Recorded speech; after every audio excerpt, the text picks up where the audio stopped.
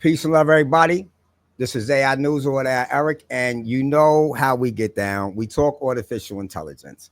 And today we have a very special guest, Jericho Mlelinen, the stay human guy, visionary thinker, systems builder, and bold truth.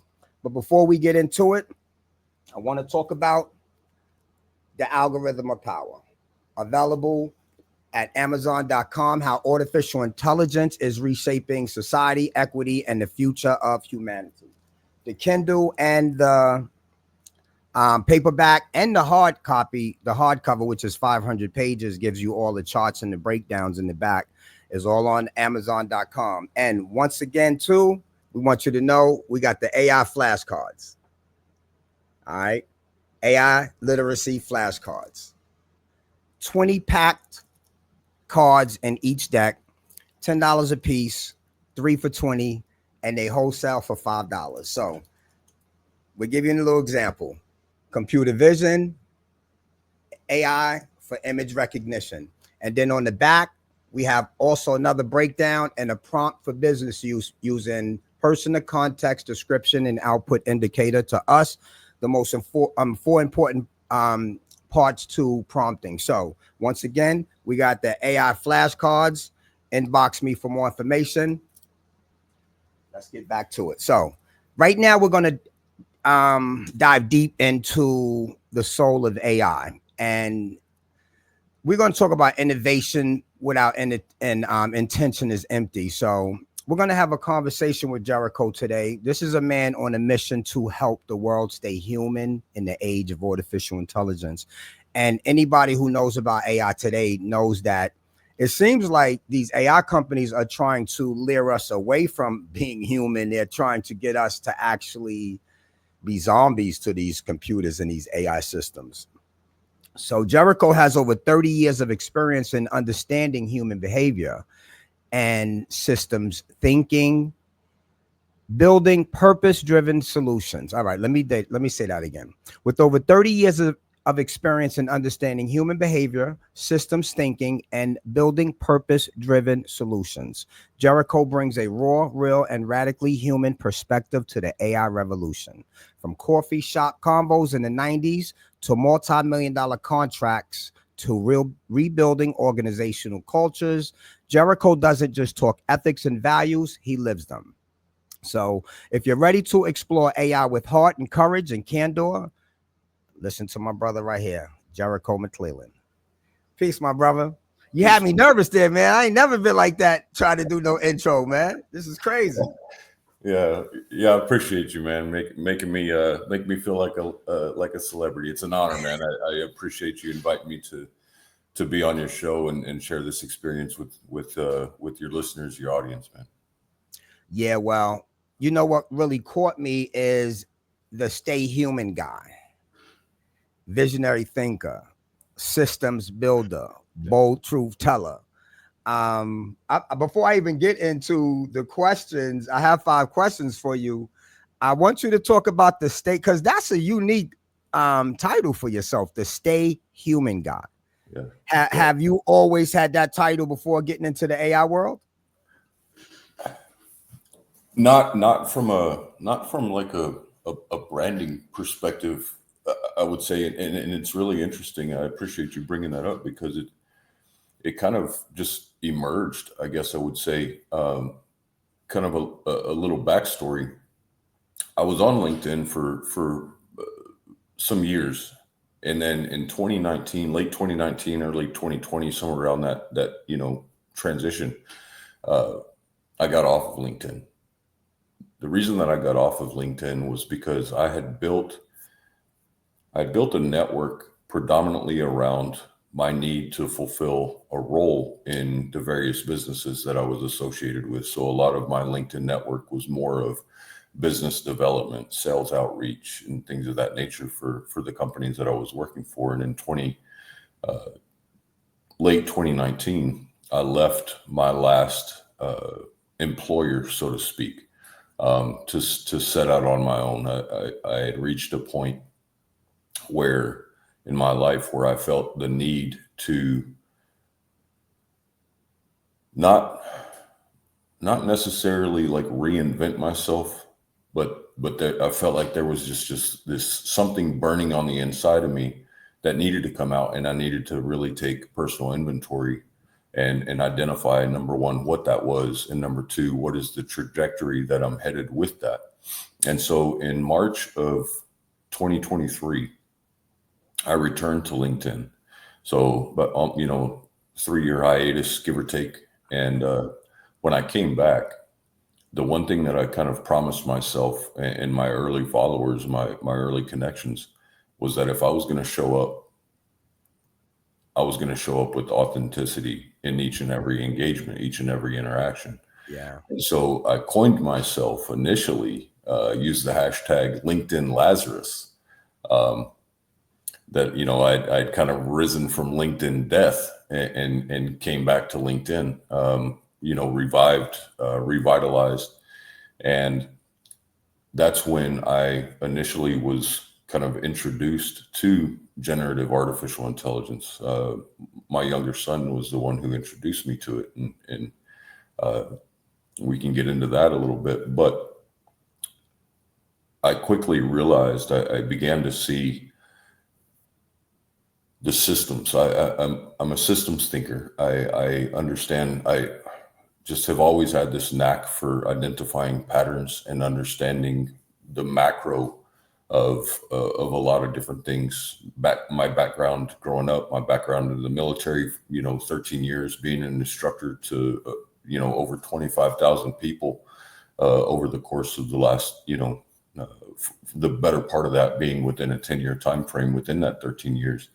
But a lot of my life experiences has helped me to understand pattern systems and be able to develop processes that fit within those systems really well and accomplish a variety of different missions and objectives and outcomes. And so what I began to recognize with artificial intelligence was that this kind of trajectory of where we're being nudged, where we're being pushed, without even kind of realizing what's happening. Right.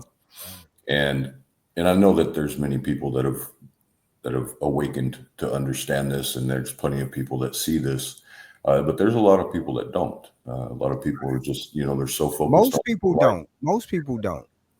Yeah, and we're busy, right? We have busy lives, especially in Western culture. I mean, we're everything from the daily grind to raising children and sports and entertainment and all of this extra stuff. It can I be. hear that all the time. I Yeah, hear that all the time.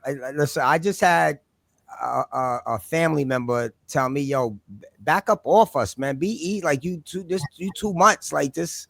We know what you do, man. Like we busy. We got our own lives. Like what I'm saying, and like basically, yeah, do your business and leave us alone. Like what I'm saying. I'm like, okay, cool. So I understand it. You yeah, know what I'm saying? But it's really going to be messed up because these AI companies are moving at a fast rate, and they don't care who gets harmed in the meanwhile. no, In the, on this road that they're going on, it doesn't mean it don't. They don't matter. They don't care who they stomp over and no, roll over, as no, long as they get the computational power that they want and to be number one, because they all want to be number one in everything. hmm And that's a big problem, man. So, yeah. It's the nature of competitive capitalism, right? Free market and all of that. but that shouldn't be. If do what you want to do with that, but let that not be the road to guiding society in the Yeah. world. Well, I think the one of the main differentiators, and the reason that I kind of packaged it with that free market capitalism, I'll reframe it, adding a little bit more context. Free market capitalism, in and of itself, is devoid of those things, but free market capitalism within the tech environment is very much competitive, and because of the lack of governmental oversight or controls or anything like that. If you were to go to, you're a building inspector, right? So you know that there's several different kind of hoops you have to jump through, boxes you have to check before you can even break ground on Yeah. a new building, right? Yeah. Um, and looking at that, it makes sense, right? Because whether it's a residential home, multifamily housing, a commercial business, commercial building, or whatever the case is, human people are going to be living or dwelling or residing in these spaces, and so they need to be safe. But with tech, it's the same thing, but in a digital realm. But yet there's no restrictions. If a tech company develops something and wants to push it out to the masses, there's absolutely no boxes they have to check Yeah. with any government regulation. And that's a problem. Yeah, and so And that now that they given, I mean, open source is cool. I do like that, but yeah the open weights, yeah. And that's the thing, artificial intelligence. It's not just an application, and a lot of people say, oh, AI is a tool.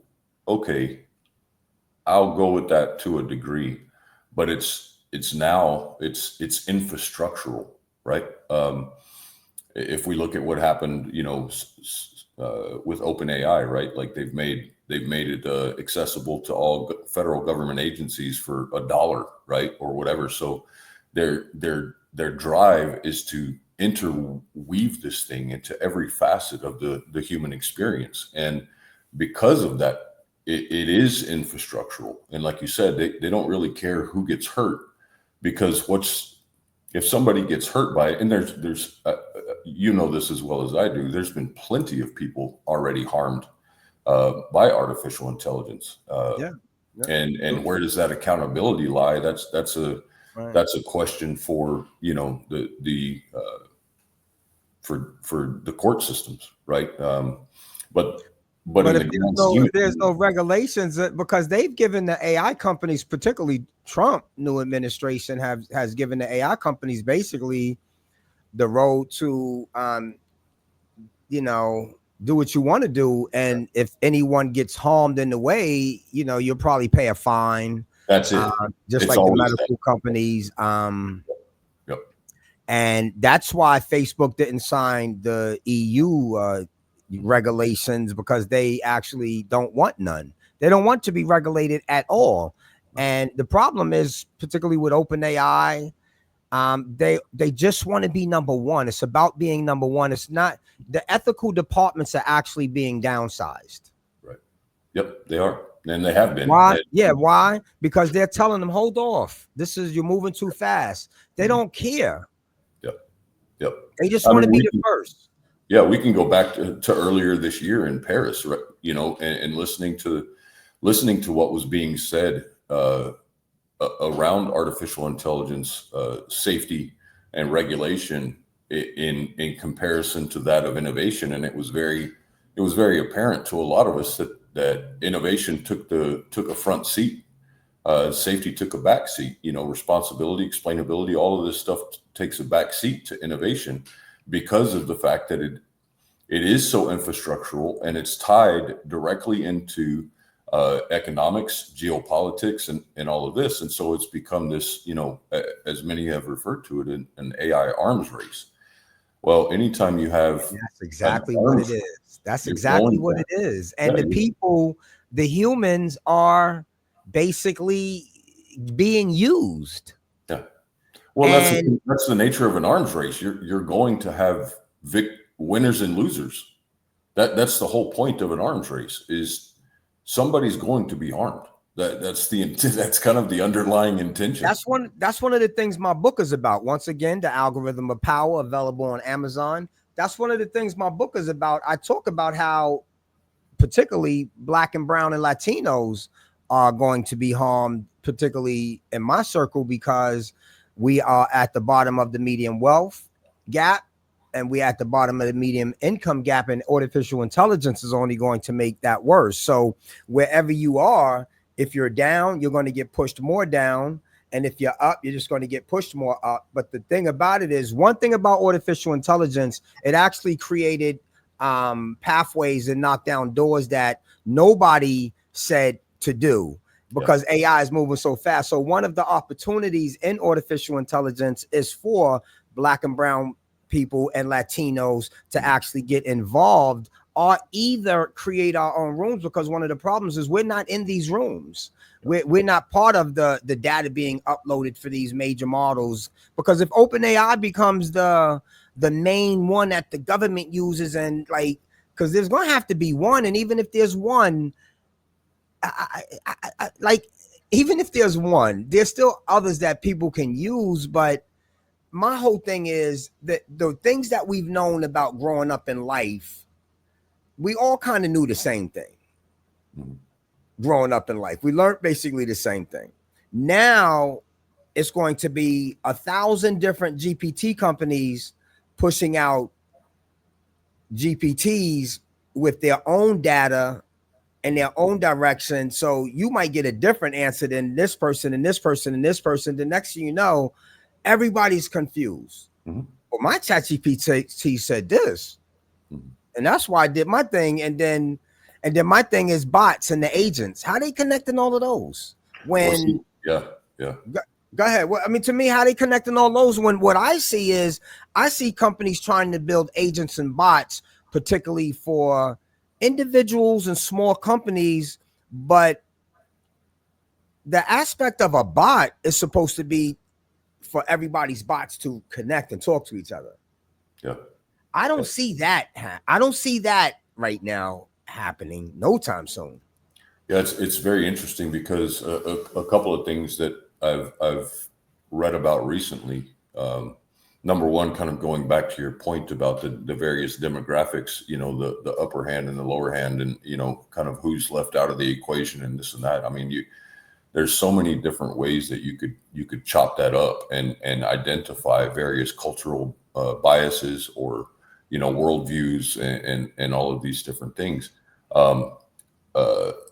A company by the name of Adaptivist, or the Adaptivist Group, they published a research paper that I haven't fully dove into yet. I just received it today, but one of the things that it points out, they interviewed like 4,000 different people with regards to AI literacy and what that equated to in their ability to leverage artificial intelligence in a way that provided some level of return of investment, whether it's a time investment or money savings or whatever the case was. And the vast majority of the people who had the appropriate level of AI literacy training and then were able to enjoy the benefits of that were people that predominantly make over $100,000 a year. So like I said, there's so many different ways you could chop that up. And another thing, our friend Stephen Pullum, recently he shared a post on LinkedIn where and all he did, he was just kind of highlighting this article from Big up Stephen. Where 51% of the internet now is bots. Yeah, and 37% is bad. Yeah. So we've gotten to a tipping point now where there's more basically synthetic data being generated on the internet. But we also have to remember, to your point, like, how are all of these bots supposed to communicate with each other and this and that? And that's where I think we also, yes, there's, a variety of different security protocols and IT infrastructure and all of this. I don't want to cut you off. I just want to jump on what you just said. 70% of the news in America is generated by AI. It's crazy. 70% of the news, they all say the same thing for the same stories. Jimmy Kimmel proves it all the time on his show. All around the country, they say the same thing for the same stories. Why? It's all AI generated. It's just easier for them. Now they're like robots, though. Yeah.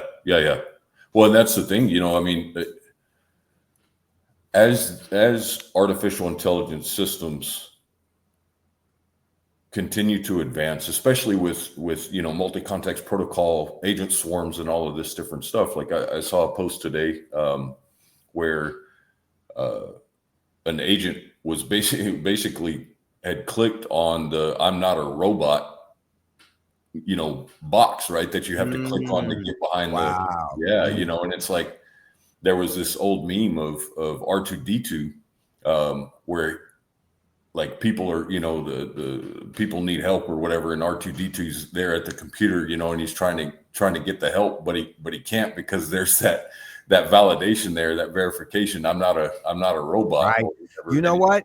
"Oh, Big sorry, I up, can't help you." uh, big up to Sinead Bovell. That she's one of my sheroes, and she's a futurist. And I didn't think of it this way until she talked about robots are actually created to exist, to stay on. Mhm. So they're going to do whatever it is. They're Yeah, not doing it to be harmful. They're yeah, they're doing it because they was created to exist and stay on. And you know what I'm saying? So if they got to push that robot button, because they might think it's a test. yeah, and that's the thing, the thing about AI, and the reason, kind of going back to, what's the whole stay human thing about, regardless of the, even the term intelligence is deceiving, right?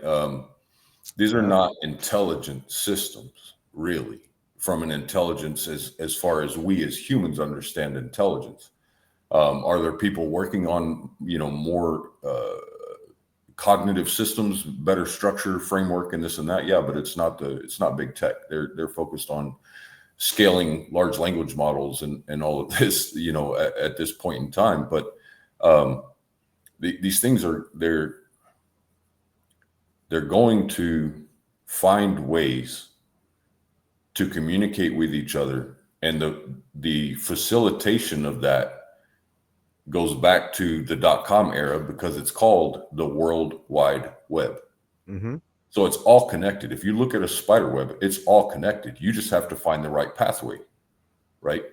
Um, and so now that 51% of the internet, for example, is flooded with bots, and so many of them are And that's going to grow faster. That's only oh, 51% now. That number is growing fast. yeah, it's It, exponential. I mean, we're at all things in the digital sphere are growing at an exponential rate, and and no one's throttling that back at all. There were several of us, I think it was like 35,000 people or something like that, which relatively small in number, in what was it, mid 2023, May, June, whatever it was, where there was that open letter call to um, basically put a 6-month pause I on know. artificial Yeah. intelligence.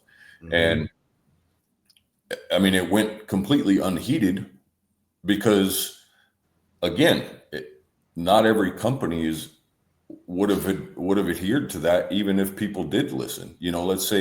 Let's say Google was like, you know what, we'll do that, and but OpenAI and Meta said, no, we're not going to be a part of that. Well, then Google gets left behind. And Right. when you're talking about the exponential rate of growth and advancement, and you're one of big tech, you can't afford to be left behind. Right. Uh, And that's what made Google go ahead and release. yeah, yeah, yeah. And none of them was ready. All of them was messed up.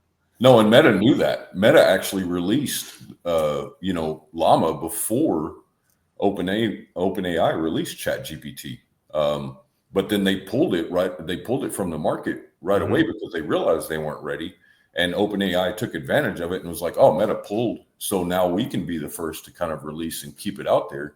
And now we're seeing, even with the recent release of GPT-5. I mean, I'm not Sam a Altman said it. Sam Altman said that don't go all the way in. And why?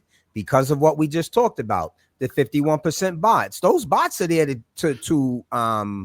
get your credit card information, to go into your computer, to get your contacts, to do whatever it can, whatever scam there is, they're using these bots. And mind you, there's more of them on there than humans, yeah, and it's growing faster. And yeah, Sam Altman said, because of this situation, don't go all the way in. What does that mean? yeah, yeah, What does exactly. that mean? What does that And really how mean? about how about for the people who didn't hear that? And Yeah, they just know GPT-5. I need an agent. You know how many people are calling me for agents? yeah. Oh, yeah. Everybody think that I'm not gonna say the agent that somebody called me for because it's a nice agent. I like it, but it's gonna cost you some money for that because if you want thousands and then hundreds of thousands of people to use your app, this is not something where you just get somebody to build, you put in a store, and that's it. Yeah, right. This is a back end system that you're going to have to manage. Yeah. This is going to become so people are misled on bots and apps and agents. Yeah. Now, yeah, they have agents and bots available for you to do at your computer that can run through your computer and help you out and set you up and set your dates, and even bots and that can help your organization. Right. But let's talk about an organization that has 5,000 people. Right. Like, you understand what I'm saying? It's not going to be that easy just to be implementing. And that's why a lot of companies are hesitant, because they've been on legacy systems for 20 years and it's been working for them. And they have a certain amount of employees. And now what you're telling them to do is start understanding what the cloud system is. Let's start implementing, which you're going to have to. Let's start implementing AI, and let's start understanding in the next 5 years, half you people ain't gonna be here because of this. Right. Right. And that, and you know, and that's the thing that, you know, we also have to make sure that we're making the distinction. And this is where the average human population, the bulk of human population, they hear AI or artificial intelligence, and they assume it's all like, you know, this narrow AI, generative AI, you know, whatever. But artificial intelligence in and of itself, obviously, you know, you and I know, and probably many of the viewers know that it's been around for, you know, since the 50s or whatever. You know, like going back to Stephen, he's been working in it since the 80s and it has been biased, and it has been discriminatory, and it has been unethical towards Black and brown and Latinos and poor white people. I have to say it. Well, and it's also there's AI is the kind of the macro. Then you have machine learning, and then you have generative AI, all inside of that AI sphere, right, or the AI landscape. And so, knowing what the difference is between generative artificial intelligence and these apps that people are using for companions, for image generators, video generators, all of this stuff, that's not the sum total of artificial intelligence. That's an aspect of artificial intelligence. But kind of back to your point, you know, some of the things that are being stated in conversations and interviews with the likes of Mark Zuckerberg, Elon Musk, Sam Altman, you know, Satya Nadella, whatever the case is, Jensen Wang, like all of this, what they're talking about, people like you and I are interested. We'll go look it up. We'll research it. We'll listen to what they're saying, you know, and keep a firm finger on the pulse of what's happening within the realm of artificial intelligence. But the bulk of the general public isn't. What they're getting fed is the marketing material coming from these companies, and the marketing material and the statements being made don't always marry up, right? Because marketing's job is to get you excited about it, make you think that you need this, and then work to make sure that you're actually paying for it, Right. and that it's sticky. Because you know, we all know, like we've all downloaded apps on our phone that when we came across it, we were like, oh, this is super cool, I could use this. And then we use it and it's like, yeah, I don't really need it. So it's not a sticky app. Yeah. And so Yeah. they have to create that stickiness. They have to give you enough of that dopamine rush that you'll continue to come back for more. But the thing of it is as closely as AI wants to mimic a human to human relationship and be empathetic and be your champion and your cheerleader and your counselor and your coach and all of these things, it will never be those things. Because number one, it doesn't have essence. It doesn't have a soul. It doesn't have the ability to experience humanity.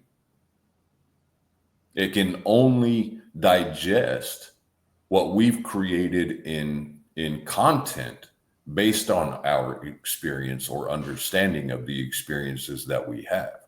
But in and of itself, these artificial neural networks and agents and all of this, they do not have the experience because and my business partner and I were talking about this earlier today.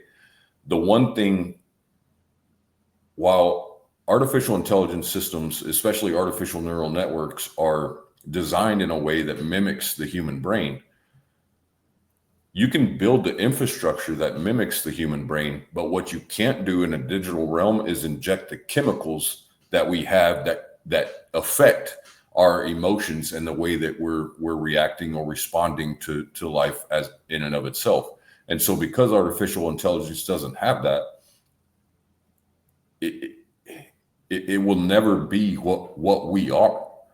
There was Um, a woman today on a video, man. I don't know if it was TikTok or Instagram, and she was breaking it down too about how how you just can't use an app, an AI app, to actually be a therapist. But the problem is, it's going to happen. oh, that yeah, it's happening. I mean, it's happening on a grand scale, especially with the younger generation. You know, we're suffering in this. You know, it was what was it, June of 2023, where the United States Surgeon General came out and declared a loneliness epidemic. Um, Yes, yes, and then you have fast forward to just a couple of months ago, and you have Mark Zuckerberg talking about that their research shows that the average person has 3 friends with room for 15, and they want to bridge the gap between the 3 and the 15 with their AI companions. And it's yes. like, They no, wanted to be more. They wanted to be more AI yeah, companions than actually than humans. actual human friends, you know. Yeah, and that's going to be a major problem. And I actually have a kids animation series that talks about screen time and things like that. And I'm afraid of these little robots that are going to be these kids AI companions. One of them I seen was $650. It had to pull down. One of the games was the pull down jackpot. Like you go to Mm, Yonkers Raceway, what to go gamble in the. And I was like, why would they give a kid that? But right. the one of the things I'm afraid of also is that, you know, these kids are going to get so hooked on these little AI companions that they're not going to want to go play with their friends. And to me, who's the third party looking through the eyes of these little AI companions when these kids go take a shower, go to the bathroom, changing their pajamas and things like that? Like, Yep. and the problem also is the company building that little gizmo, what's their agenda? What are Mhm. they doing with the data? Right. Is anybody concerned about that? That's a major, major concern. You Yeah, I mean mean, to tell me this little thing's gonna be watching your kid 24/7 and this company gets that data? They should be paying you for that. yep, yep. And that's the thing, you know. I mean, and this is where the water gets a little bit muddled because on the one hand, the only way to scale the current iteration of generative AI systems, large language models, GPTs, you know, the LLMs and whatnot, the only way to scale that is to feed it more data and give it more compute power, right? But if it's already absorbed the vast majority, if Of the not data, the total of the all of of the it, data right? we've generated, then the only way to feed it more data is to one synthetically create it, which they're doing utilizing bots and AI is creating that for itself. Or Uh, they can go steal the copyright information.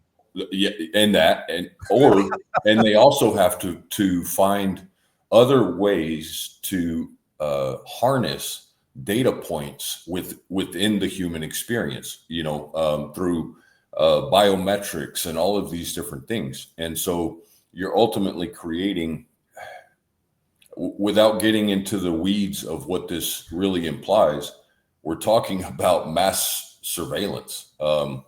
Plant Palantar.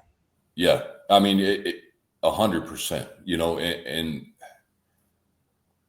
And one of people the don't even things know that I what's coming. That's why I keep telling people. I know a lot of people probably be looking at me like, and that's why I told you earlier about my family was bugging out on me and stuff. And the whole thing about it is, I understand it, but they really don't have a clue what's coming, man. yeah, Palantar is going to be 100% Surveillance. They're going to control your money, your wallet, probably the locks on your doors. Yep. They don't understand what they're trying to do here.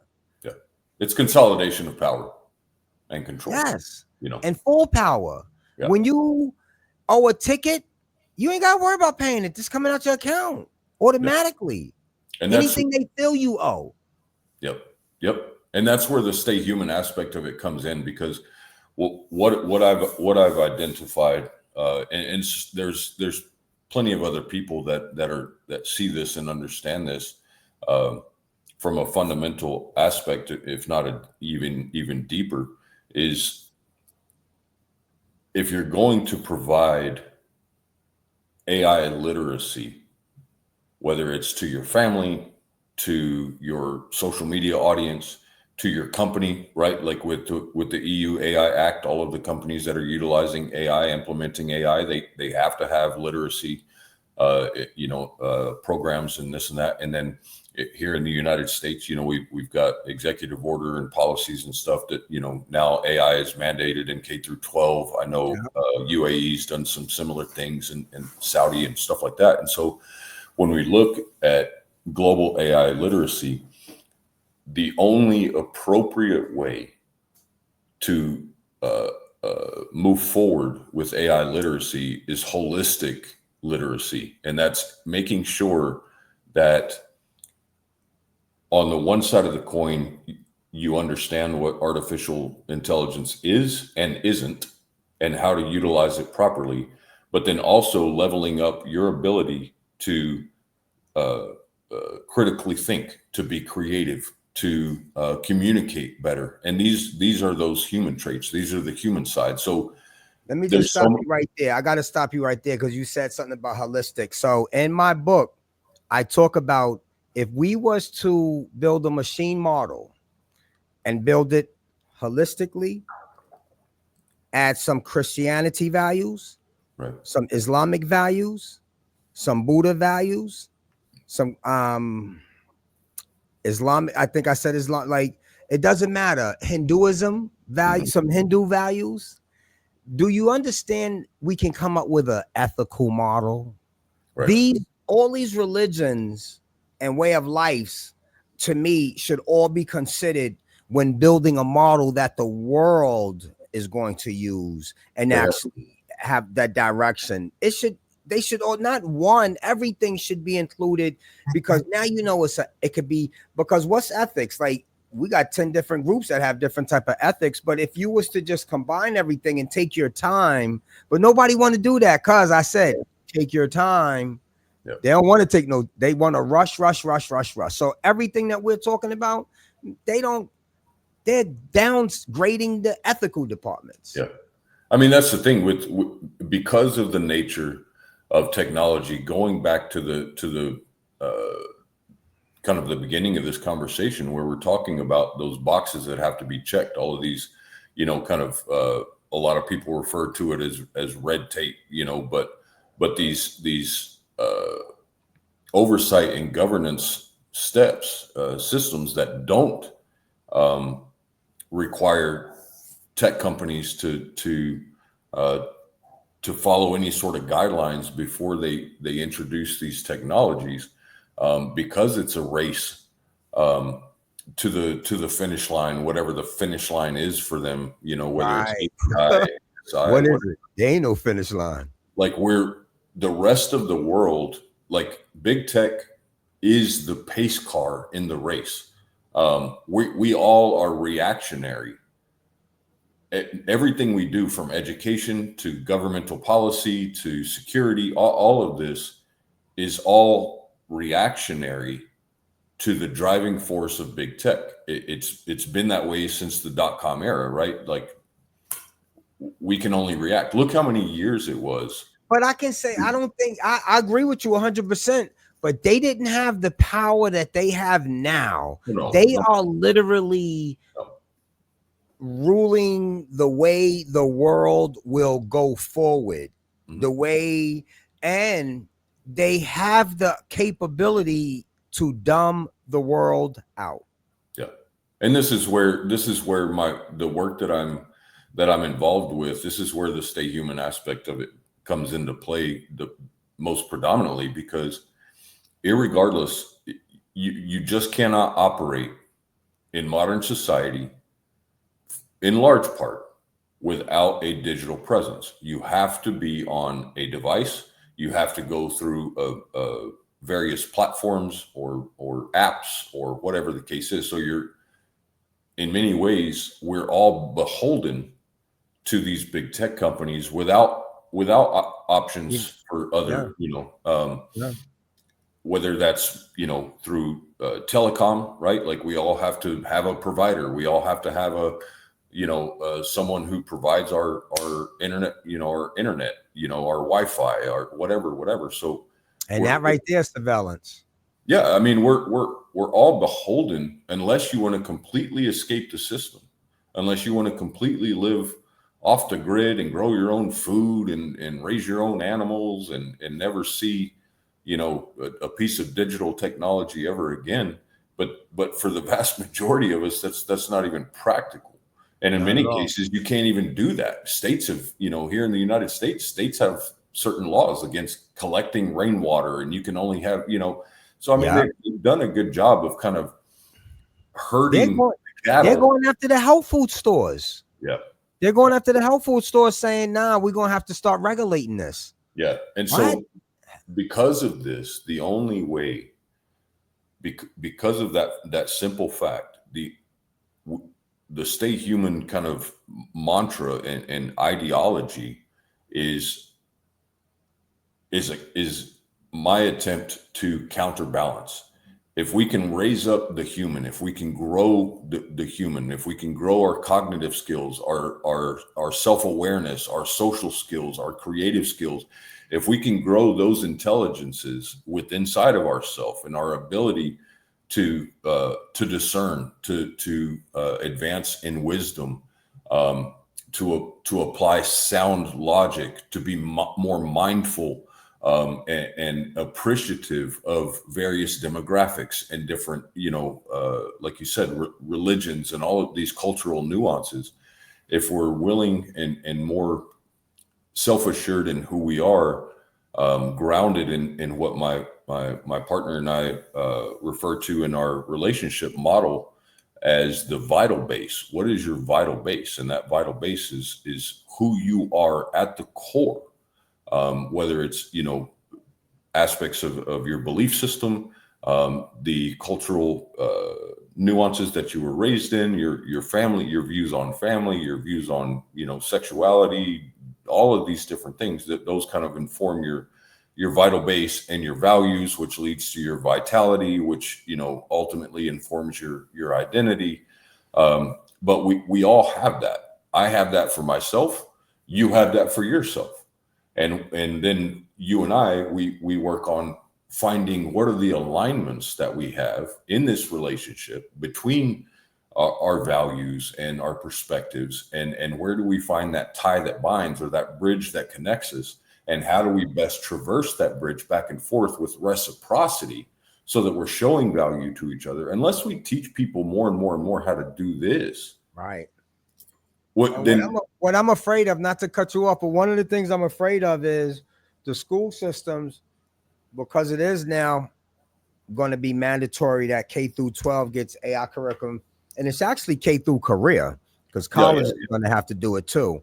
Yeah. I'm afraid that they're going to have a lot of third-party companies that come in just to get a check, and I'm afraid that these organizations and government city agencies are going to be calling these third-party companies because they're probably weighing off of a bigger company with a name, and you think because they say they know AI, you're just going to bring them in. And I'm afraid, like I said, what they're doing with the data, are they teaching you the real way? Are they teaching you about the ethics and discriminations and how to be careful, and how it's like, are they teaching you all that? Yeah, they got to teach you the good parts, the tools on how to use it to be productive and, move forward in life. Yes. But my whole thing is, are they teaching you the other parts too, so you can really not get a shrunken brain and use your neural networks the whole time? Right.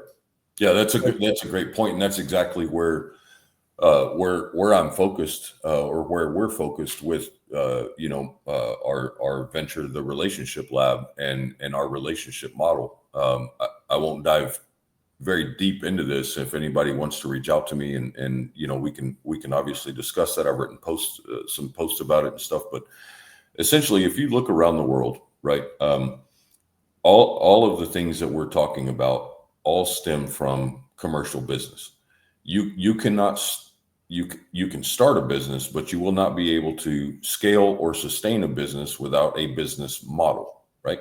Everybody's talking about threats to democracy. Democracy is a governmental model.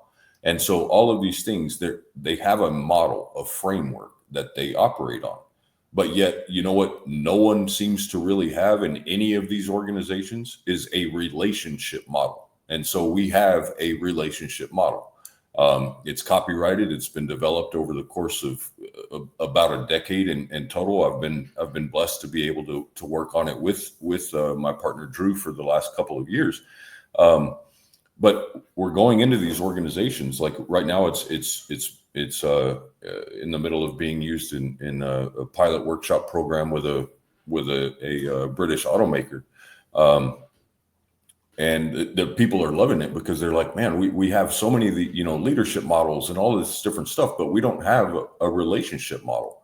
Well, if you understand that all of human experience is all built around relationships starting at birth, but you don't have a model to go back to and say, okay, let me look at this. Let me use this model as a mirror for myself to see kind of where am I at, and be able to kind of take ownership and take inventory of yourself and say, okay, where are my values? What is it that pushes me into, viciousness and vitality? What are the reciprocal elements? Right now we're experiencing, we're sharing communication, curiosity. We've contracted for how this is going to kind of go. These are reciprocal elements that you have in relationships, but nobody has a model that actually teaches this until now, and we have that. And so we're excited because we see exponential opportunities to really help people through modeling relationships, modeling self, modeling other, and then that space in between us, known as a relationship. It holds space, and it has its own set of values and containment system and coherence and congruence. And then you have these reciprocal elements that kind of come in and out, like you have with the periodic table of elements with chemistry. You put these elements together, and you can kind of see, okay, yeah, if I put contracts and cohesion and communication and care, and I put all of that together, that's a pretty healthy relationship. But then I can have these other aspects of a relationship that can be toxic, right? Like if I have communication but there's no care, maybe I'm cussing you out. That's not going to be healthy or sustainable for at least one of us, right? And so you can kind of play around with that in a sandbox, if you will. From a model perspective, you can sit there and literally like post this thing on your wall, or have it in a series of flashcards where you're going, you know what? In this particular relationship with my spouse or my boss, this is what they're showing me. This is what I'm showing them. And I can see that we're out of balance. Yeah. I'm getting more of this than I'm getting back. You got to get, and everything you just said is so deep, because right now I think is more important than ever that we come to this place you're talking about, because artificial intelligence companies are literally trying to take your soul. Yeah. Because if they take your soul, then they can program their own. And that's what you're trying to do. Mimic it. They're trying to do that. To me, I love the MIT study. Big up to Linda Yusuf, who did the podcast with me several weeks ago. And oh man, that was a great episode. I got to tell you, Thank you. Yeah, I love that. That was a great episode. Yo, and that MIT study was so incredible, man, because it just shows that, like me, myself, for the last 3.5 years, I've gotten super intelligent.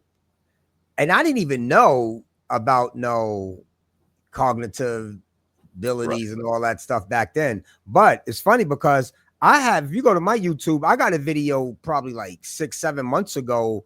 It's called "Is AI Making Us Smarter or Dumber?" Way before these statistics came out, because Right. I started thinking about it, man. Like, if you ain't using this and you ain't reading what you getting and you ain't iterating and you not understanding, you gonna get dumber. Now, Yep. I didn't know that your brain shrinks. Like, I didn't know artificial intelligence, because of synthetic neural networks and particularly deep learning, is actually teaching us more about ourselves. Or if you're into this world, you Mhm. have to be learning more about yourselves, because now I know how my brain works more than ever. I Yeah. realize when I'm learning, I'm firing off new neural networks and I'm creating neural plasticities. You know what Right. I'm saying? Yeah. Yeah. Yeah, Yeah. I can't say that word. Yeah. You know what I'm saying? So it's very, very important at this stage to do what you're saying. You have to get to know who you are. You got Yeah. to get spiritually in tune. Right. And it is more important than ever, because like I said, they're going to, and that's why my book is called the algorithm of power. People keep worrying about the physical robots that's going to be walking on their feet and things like you ain't got to worry about those.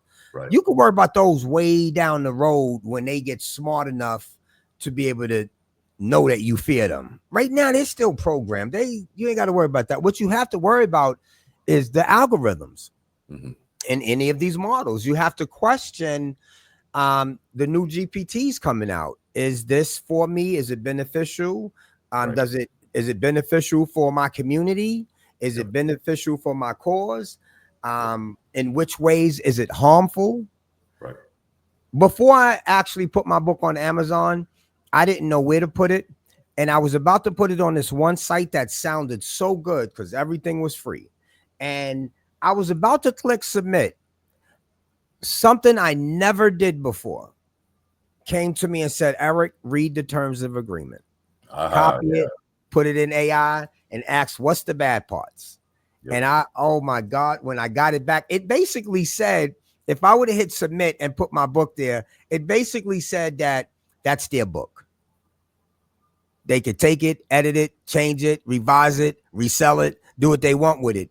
And the crazy part is, if I leave, they still got it. Yep. Yeah. I mean, that kind of goes back to the notion of, if a thing is free, if something is free for you, then on a level, and the levels vary, but you are the product.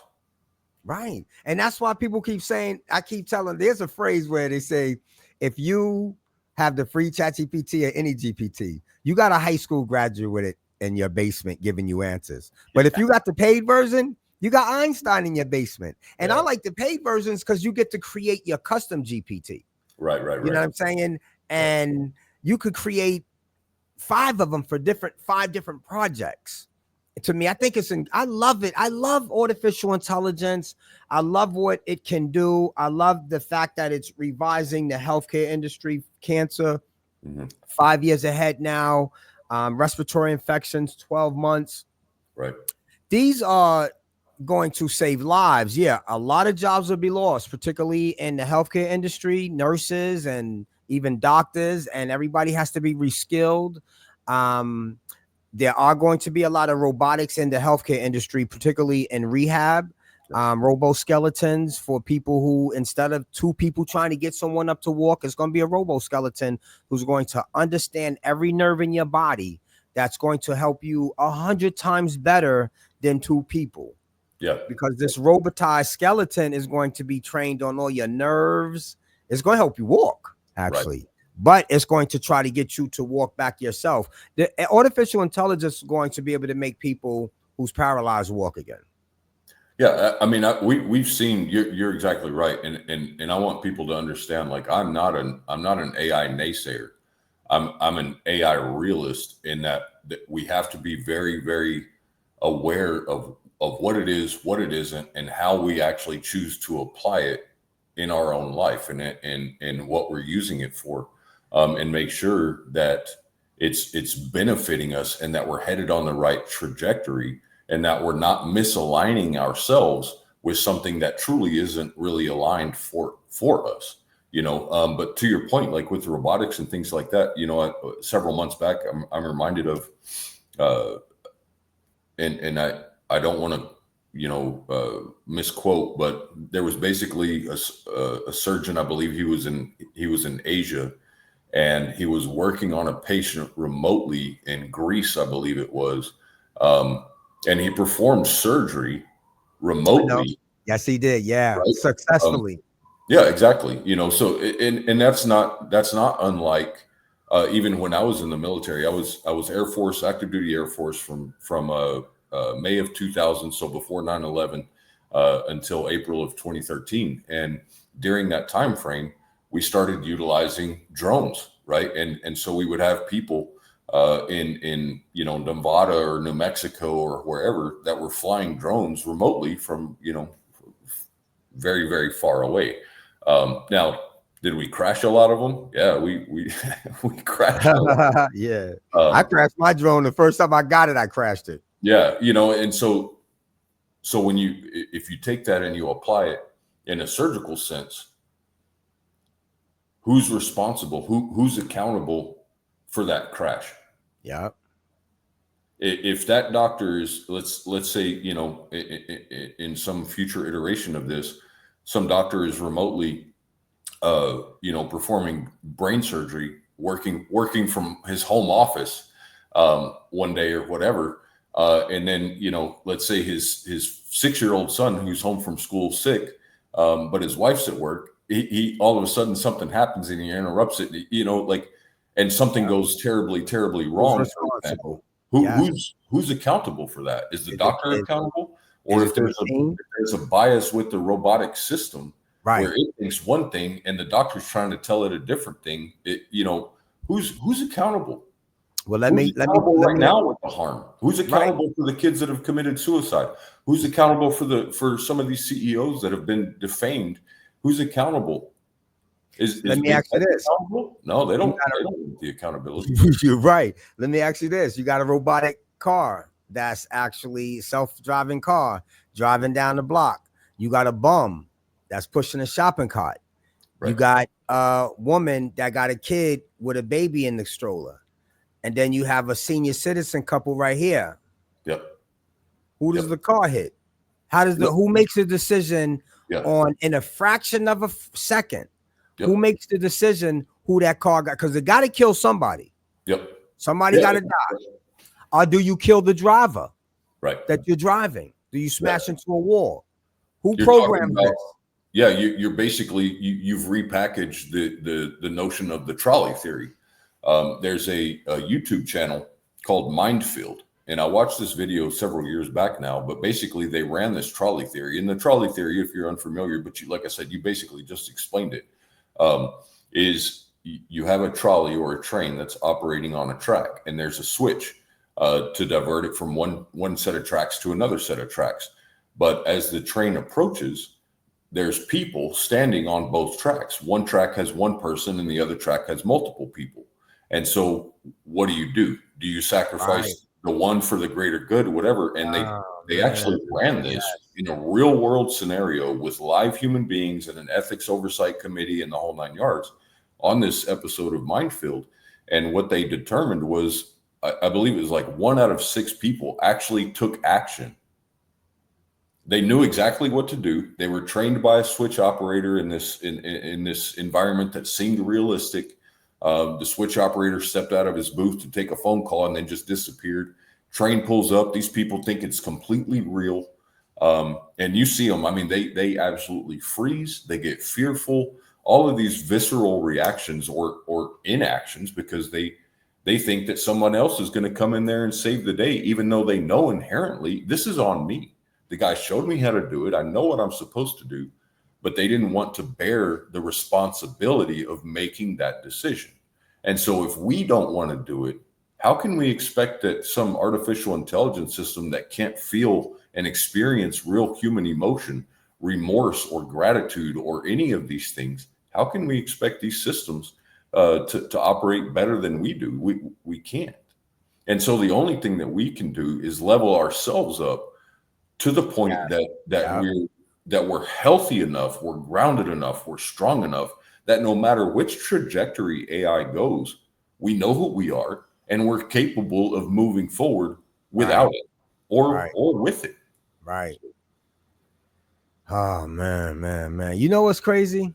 What's that? I didn't get to ask you one No, we question. didn't. I was gonna say that a minute ago. Everybody, I have 5 questions. I didn't, that's how authentic this was. I want Yeah. everybody to understand that, man. This is how authentic this was.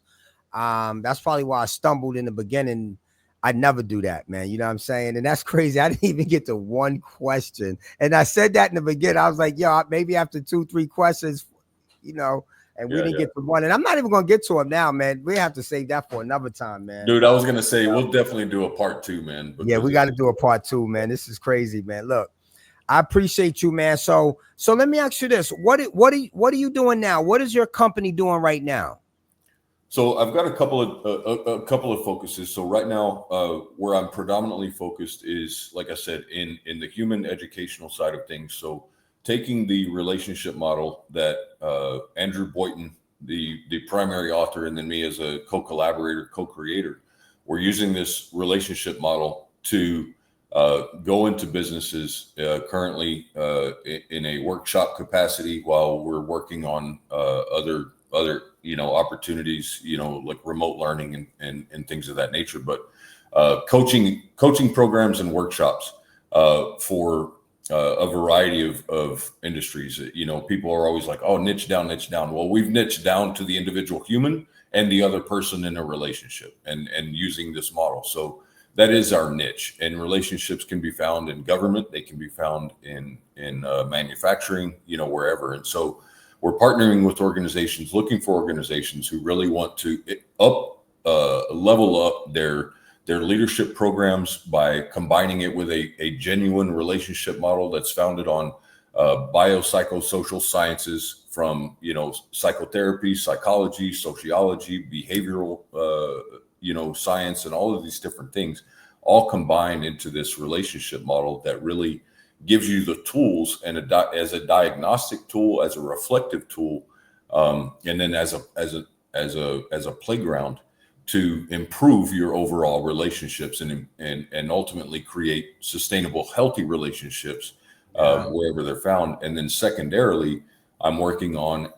what I call the total intelligence education system that's using an outcome or objective based, whether that's role, function, industry, whatever, to help try to mitigate the gap between in AI literacy from, in organizations, we know that the jobs to do are changing, right? So jobs are being displaced, jobs are being lost. There's AI agents that are being hired for positions, and then wasting with names and faces. With names and faces, the whole live. It's wild. And so, how do we kind of bridge that gap? Being in the military, one of the things that the military really thrives on is just-in-time training. So if we have to deploy, you go to a specialized training center that's focused on pre-deployment training. So right before you go to Iraq, right before you go to Afghanistan, you go and get very specific training that is related to your individual mission, and related to your individual function, what you're actually going to be doing there, and then re-emphasizes some of those things like the law of armed conflict, the Geneva Convention, all of these different things that you need to be successful in your deployment. And companies have to do the same thing now with AI literacy because of that. So they have to kind of bridge that gap between what is the jobs that we were doing yesterday and what are the jobs we're now going to have to do tomorrow, and what's the quickest learning pathway between the two. And so I've developed a system to help mitigate that. How can people get in contact with you?